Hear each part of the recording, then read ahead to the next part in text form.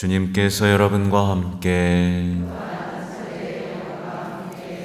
루카가 전한 거룩한 복음입니다. 주님 영광 받으소서. 그때 예수님께서 제자들에게 말씀하셨다. 나는 세상에 불을 지르러 왔다. 그 불이 이미 타올랐으면 얼마나 좋으랴. 내가 받아야 하는 세례가 있다. 이 일이 다 이루어질 때까지 내가 얼마나 짓눌릴 것인가. 내가 세상에 평화를 주러 왔다고 생각하느냐? 아니다. 내가 너희에게 말한다. 오히려 분열을 일으키러 왔다. 이제부터는 한 집안의 5 식구가 서로 갈라져 3사람이 2사람에게 맞서고 2사람이 3사람에게 맞설 것이다. 아버지가 아들에게, 아들이 아버지에게, 어머니가 딸에게, 딸이 어머니에게, 시어머니가 며느리에게, 며느리가 시어머니에게 맞서 갈라지게 될 것이다. 주님의 말씀입니다.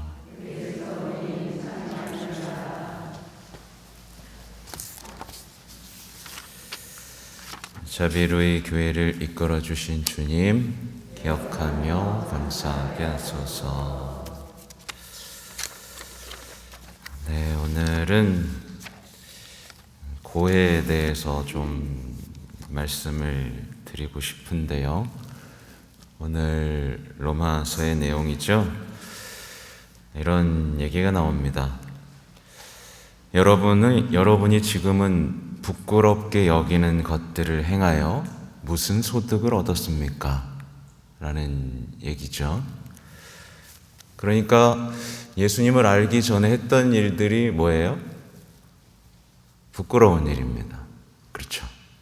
예수님을 알기 전에 했던 일들은 부끄러운 일들이고, 오늘 복음 환호성에도 나오지만 예수님을 알기 전에 내가 알고 얻고자 했던 것들은 이제 뭐예요? 쓰레기입니다. 해로운 것이죠.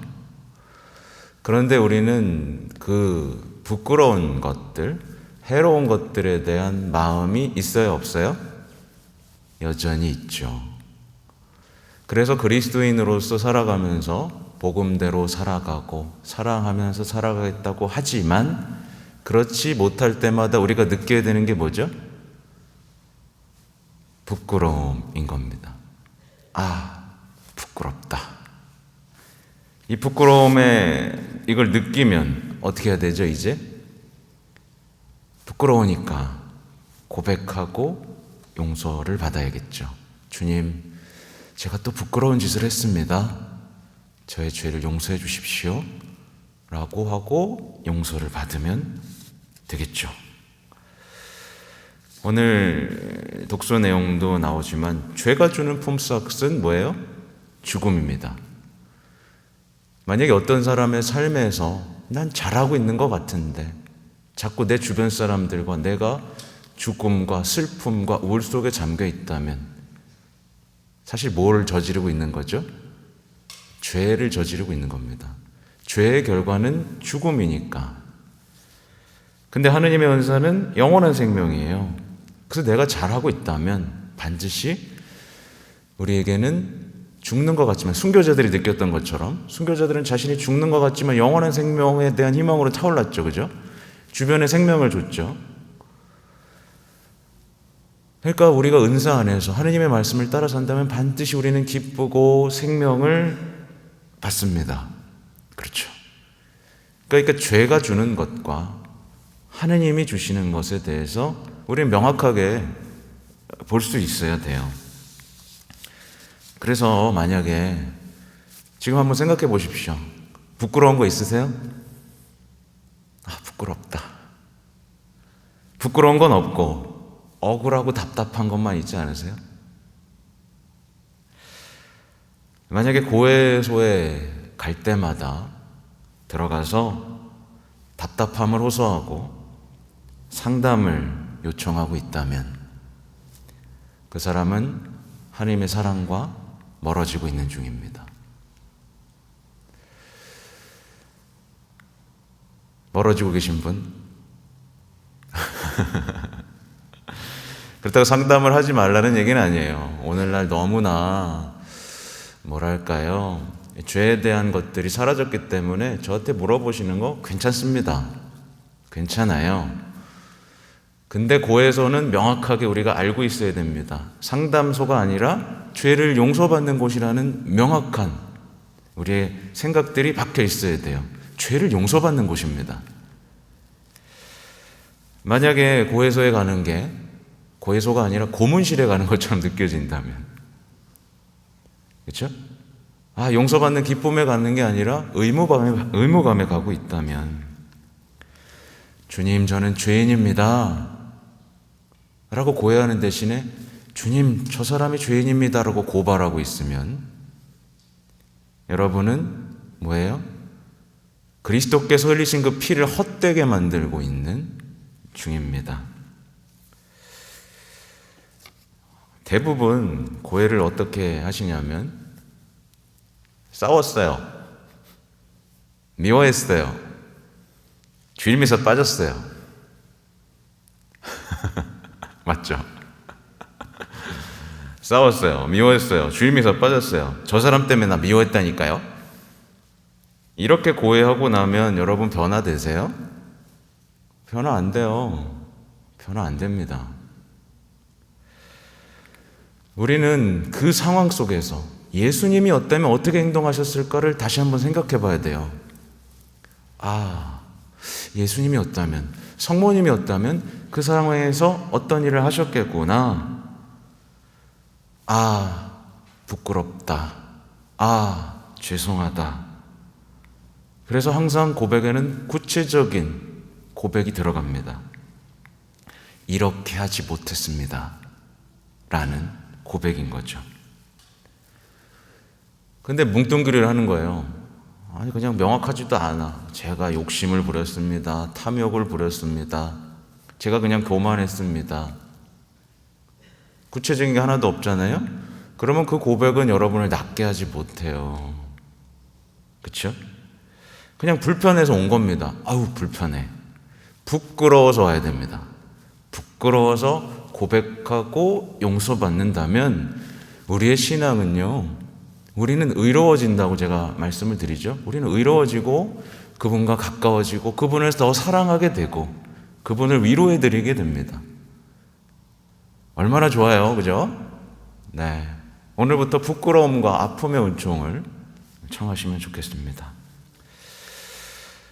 그리고 이제 오늘 복음을 보면요, 예수님께서는 세상에 뭐를 지르러 오셨어요?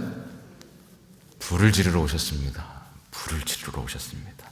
그 불이 이미 타올랐으면 얼마나 좋으랴. 타올라요, 안 타올라요? 안 타올라요. 불을 지르러 오셨는데 불이 자꾸 꺼져. 그죠? 이 불이 뭘까요? 성령의 불이겠죠. 성령의 불이 타올라야 되는데 안 타올라요. 이 불이 타오르게 하기 위해서 예수님께서 받아야 할 세례가 있다라고 말씀하셨어요.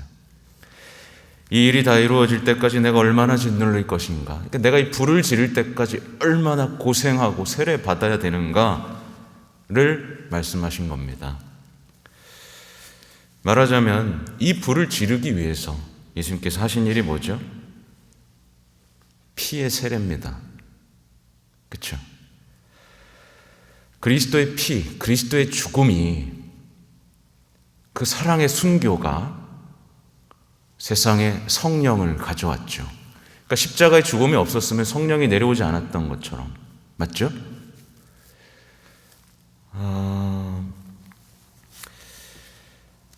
정리를 하면 그렇습니다. 성령의 불 내려와야 되겠죠. 이거는 하나님 사랑의 불이고 이 사랑의 불이 퍼져나가야만 우리 모두 구원받습니다. 그죠? 나뿐만이 아니라 주변 사람들을 모두 구원할 수 있어요. 근데 이 불이 자꾸 꺼지는 이유 뭐예요? 이 불은, 이 성령의 불은, 여기 각자 계신 분들에게 타올라야 할 이 성령의 불이 타오르지 않는 이유는 우리가 자꾸 피의 세례를 거부하기 때문에 그렇습니다. 난 사랑으로 순교하고 싶지 않아. 난 자신을 버리고 싶지 않지. 난 십자가를 날마다 지고 싶지 않지. 나는 복음을 증거하고 싶진 않지. 그러니까 물의 세례, 그죠? 새로 태어난 세례로서 난 그리스도인이라 라고 만족하면서 우리가 가야 할 불의 세례, 사랑의 순교로는 가지 않기 때문에 성령의 불이 타오르지 않는 거죠. 회개하지 않기 때문에. 그렇죠? 성령의 불이 타올랐으면 여기 계신 분도 어떻게 됐겠어요? 벅차고 그냥, 그죠? 다락방 벅차고 나가서 세상에 복음 선포하다가 죽어도 행복한 사람. 아, 복음을 전하는 것이 내 행복이구나 라고 하고 뜨겁게 타오르겠죠. 그죠? 하나님에 대한 사랑과 이웃에 대한 사랑으로 뜨겁게 타올랐겠죠. 왜 나는 안 타오르지? 라고 말하시는 분들 있죠. 왜 안 타올라요? 난 그냥 편하고 싶으니까. 성당에 나오면서 난 편하고 싶으니까, 내 문제가 그냥 다 해결돼서 난 평화 속에 있고 싶으니까 불이 꺼져버리는 겁니다. 그렇죠? 그래서 누군가 뜨거운 사람이 있어야 되고 그 뜨거움이 훨훨 타올라서 옆으로 번져 나가야겠죠. 그렇죠? 아무튼 뒤에 또 이어집니다. 내가 세상에 평화를 주러 왔다고 생각하느냐? 여기 평화 얻으러 오셨잖아요. 세상에 평화를 주러 왔다고 생각하느냐? 아니다. 내가 너희에게 말한다. 오히려 분열을 일으키러 왔다. 한마디로 말하면 너네 평화 찾으러 왔니? 내가 불편하게 해줄게. 말하자면 이런 얘기로 요약할 수 있어요. 세상에 주는 평화는요, 괜찮다라는 평화입니다. 괜찮아. 이거 해도 괜찮고 저거 해도 되고 그냥 뭐 대충 지내도 괜찮아 라는 이름의 평화예요. 말하자면 복음을 전해야 되지만 뭐 안 전해도 괜찮아. 사랑을 해야 되는데 이럴 땐 미워해도 괜찮아. 용서해야 되는데 남들도 뭐 그러는데 뭐 미워하고 살아도 괜찮아. 좋은 말을 하고 사랑의 말을 하고 남을 성장시키는 말을 서로 해야 되는데 어떻게 살다 보면 험담도 하고 그러는 거지. 괜찮아. 신앙생활 하면서 신앙만으로 안 되니까 운세도 보고 미신도 믿는 거 괜찮아. 주일 미사에 충실할 필요 없어. 때때로는 가족여행 떠내는 것도 괜찮아. 그렇죠? 기도 충실히 하는 게 맞아. 기도해야지. 근데 마음만으로 하는 것도 괜찮아. 예, 묵주기도 하다가 잠들면 천사가 해주는 거야. 그냥 다 괜찮은 거예요. 이것도 저것도 괜찮은 겁니다. 그냥 사는 게 다 그렇지. 남들도 다 그렇게 살아. 나이 들면 다 그런 거 아니겠어? 괜찮아. 여기에 불이 확 붙으면 어떻게 되는 거예요? 불이 확 붙으면 이제 타협할 수 있다라고 생각했던 모든 것을 갈라놓는 겁니다. 선과 악을 갈라놓는 거예요. 그리스도인의 삶하고 세속주의하고 갈라놓는 겁니다. 그래서 불편해요. 성령의 불이 타오르면 부끄럽고 불편하고 아픈 일이 생기기 시작합니다. 그 거짓 평화라는 것이 드러나는 거예요. 그래서 세속적인 삶의 태도와 신앙이 타협할 수 있다라는 그 생각을 부끄럽고 불편하고 아프고 이제 견딜 수 없게 만드는 게 뭐예요? 성령의 불입니다. 세상에 대한 사랑과 하나님에 대한 사랑이 동시에 난 세상도 사랑할 수 있고 하나님도 사랑할 수 있어 라는 그 마음을 멈춰 세우시는 겁니다. 엎드리게 만드시고 눈물 흘리게 만드시고 고백하게 만드시는, 그게 성령의 불입니다. 미지근한 신앙생활도 신앙이라고 믿는 사람들에게 아니다. 너는 위선자다. 너는 배은망덕한 자다. 너는 거짓 그리스도인이다. 너는 가짜 신앙인이다. 라는 말을 가슴에 깊이 새기도록 만드는 불이 바로 성령의 불, 사랑의 불입니다. 그러니까 예수님께서는 불편하고 갈라놔서 선명하게 선과 악이 드러나도록 이 세상에 성령의 불을 지르시기를 원하세요. 세속주의를, 그 타협하는 마음을, 구체적인 사랑을 해야 되는데 그것을 괜찮다고 안 해도 된다라고 하는 마음에 불편한 마음을 선물해 주십니다. 그래서 우리는요, 항상 성령의 불로 타오르면 구체적인 상황 속에서 예수님처럼 살아야 되는구나 라는 것을 알 수 있습니다. 그래서 지금 부부 문제 겪는 분들 많죠. 시어머니, 가족들, 아픈 분들 많죠. 여기에 성령의 불이 들어가면 어떻게 되겠어요? 굉장히 구체적으로 내가 해야 할 일이 무엇인가가 드러나겠죠. 그것이 바로 복음을 증거하는 것이고 복음을 따라 일관되게 살아가는 일이겠죠. 그죠? 그러다 보면 우리는 때때로 내가 가장 가깝고 나를 위로해 주는 사람과도 갈라서야만 하는 상황이 옵니다. 아파요. 그렇죠?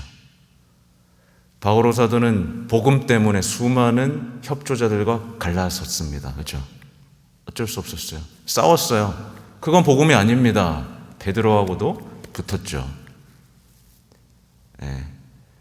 복음은 이렇게 우리를 아프게 하고 불편하게 하고 때론 갈라서게 합니다. 다 괜찮아.